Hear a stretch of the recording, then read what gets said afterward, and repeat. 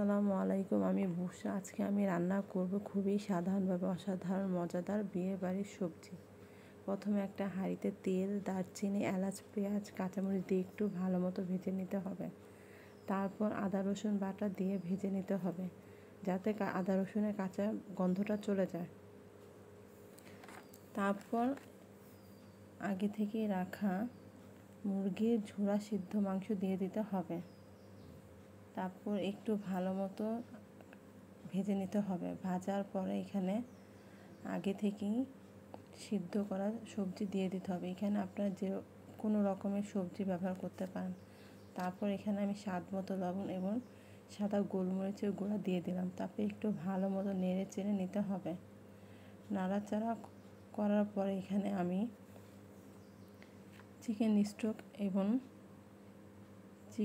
স্টকের কিউব একটা দিয়ে দিলাম। তারপর একটু ভালো মতো মিশিয়ে এতে আমি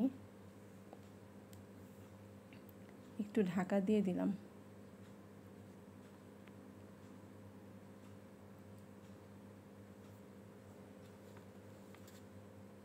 কিছুক্ষণ পরে ঢাকনা উঠিয়ে যখনই দেখব পানি ফুটতে শুরু করেছে তখন একটু নাড়াচাড়া করে এতে আমি আগে একটু গোলমরিচ এবং কাঁচামরিচ, চিনি দিয়ে দেব।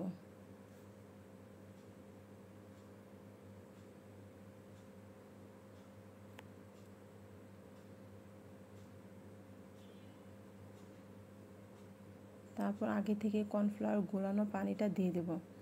তারপর একটু ভালো মতো নেড়ে চেড়ে যখন দেখব যেটা ঘন হয়ে গিয়েছে তখন এতে আমি পাউডার মিল্ক এবং স্বাদ মতো ঘি দিয়ে দেব, কারণ এটার মজাটাই আসে ঘি থেকে।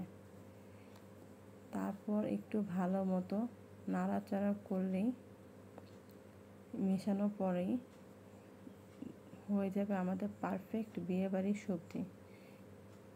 এবং এটা খুবই সাধারণ কিছু জিনিস দিয়ে বানানো, কিন্তু খেতে একদমই অসাধারণ মজাদার। বাস হয়ে গেল আমার বিয়েবাড়ির সবজি। আল্লাহ হাফেজ।